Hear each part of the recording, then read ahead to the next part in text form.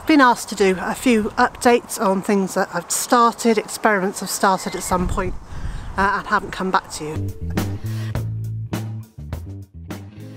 And the first one is the rose cuttings I took from the bouquet, and I'll leave a link up there to that. And I'm really sad to say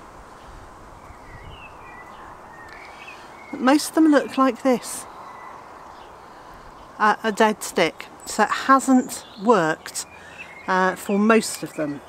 There are two stems that have got no movement at all, and although they've got no new growth, there is a chance that they are growing roots. So for now I'm going to leave them in the pot and leave them for another few months just to see whether they do in fact just turn out to be dead brown sticks, or whether they will eventually grow new shoots. I've reverted to my little hiding space behind the duck house again, just so that it's a bit less windy. Never mind for the sound, but for me, because I'm getting blown around quite a bit now. But I wanted to talk to you about the white currant cuttings. I took cuttings in the autumn of semi-ripe wood, so it wasn't very soft, and it definitely wasn't hard wood yet, and I put them round the edge of a pot. And I'm happy to report that they're doing really well. But this doesn't tell you how well they're doing, because even a stick with no roots will try and grow leaves and try and flower. The proof of the pudding is in the base. And there you go, there are some roots sticking out of the bottom. I've got to put this down because it's heavy. So I've got 8 new plants growing here, and these are white currants. I'm really pleased with this. And then as a bonus, in the centre of that pot there are self-sown 2 bronze fennels and 1 red orich, which I'll transplant to other places in the food forest for them to grow on. But yay! 8 new plants, which is absolutely wonderful. We originally bought 3 plants, and they were a decent sized plants, and they were about I think they were £9 each, but buy 2 get 1 free sort of thing. So it was about £18 for 3 of them. My maths isn't very good at the moment, so about £18 for 3 of them. So what does that work out as? £6 each. So next I need to decide where I'm going to plant these. They don't need to be in their final position right now, although obviously the more I move them, the more it will knock them back. So, and as yet I still haven't decided what I'm going to use as a hedge in front of the pallet fence around the duck field. And I'm just thinking that maybe a white currant hedge along there might be really nice. One to think about. I've certainly got enough plants to make quite a good hedge there. The downside to that is that any of the crop that the ducks can reach, they will eat. Because they really like currants, they told me last year, when they ate most of my currants. Now I've also been asked how I decide what goes where in the food forest, and the answer to that is I don't have a plan. There are some things that I knew I wanted to do.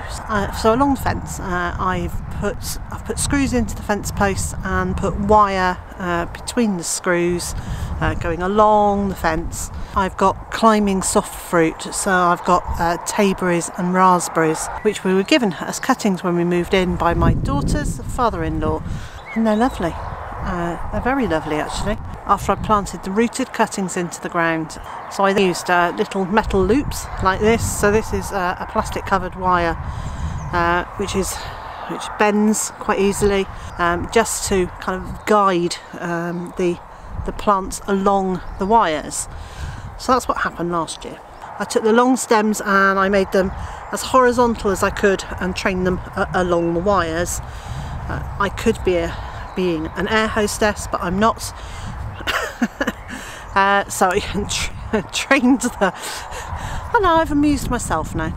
So I trained the stems along the wires, and and by making them go horizontal, that has encouraged it to produce lots and lots of flowers this year, and there are lots of flowers this year, all in bud, and lots of new growth. So it does look like we're going to have quite a nice crop of tayberries and loganberries, and I'm not sure which is which, and they're very nice. One's got a thornless stem, and the other one's got quite a prickly stem, but I still can't remember which is which, and every time I ask my daughter and she tells me, I forget again, so I must write it down. And at the tail end of our first year here, so 2016, a piece of the thornless one snapped off, I think either in the wind or I stood on it or something. Anyway, it snapped off, so I put it into a pot to see how it would do. It's by the wildlife pond, and I've actually forgotten about it, and I forgot about it for the whole of last year, and I've just lifted it now to have a look and see how it's done. Well, it's done very well.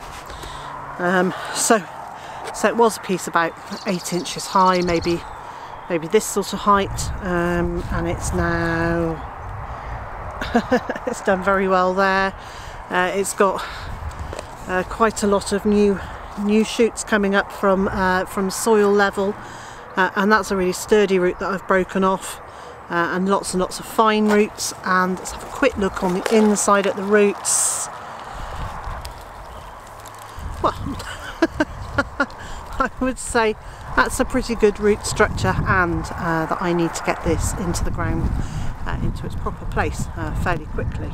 And in the meantime, I'll go and get this into some other compost in a slightly bigger pot while I decide where it's going to go in the food forest. But this fence is pretty full, and I want to give it plenty of growing space, so I'll have to go somewhere else.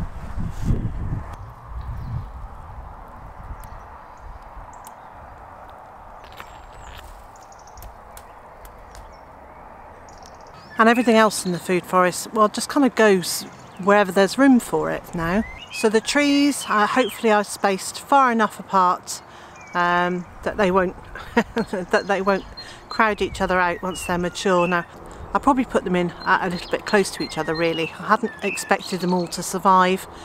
They were really cheap and cheerful trees. They were bought as bare-rooted plants at £4.75 each. For about between 4 and 5 feet high tree, so I really wasn't expecting them to survive or thrive, and they are doing both, and I think out of the 18 I bought, there are 3 that haven't made it, and a couple that I've realised are in completely the wrong places. So next autumn, once they become dormant again, Mr. J and I will lift them and move them to more sensible sites. I can hear chickens. I've got an audience. You alright, boys? So that's the trees, and as for everything else, well, I just put it in where I think it's going to look nice, where it's going. I think about the size that it might be eventually, and try and give it enough space on.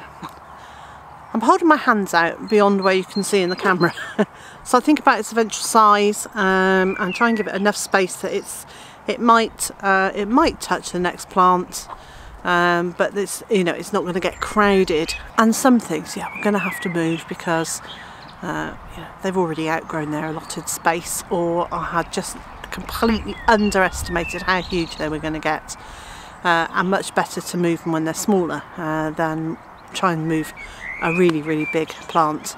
The food forest has rapidly become one of my favourite parts of our homestead. And as it expands across, to go right across all the chicken fields as well, hopefully it'll be more and more productive and more attractive as the years go on. Well, that's it from me today. I need to go and get on with some planting, sow some more seeds, put up some more bean poles, and I'm not sure how much of any of that I'm going to get done. I suspect the next half an hour or so is going to involve cuddling Monty and also watching chicks. And so, wherever you are in the world and whatever you've got planned for today, I hope it's a good one. And I also hope you'll join us all again tomorrow.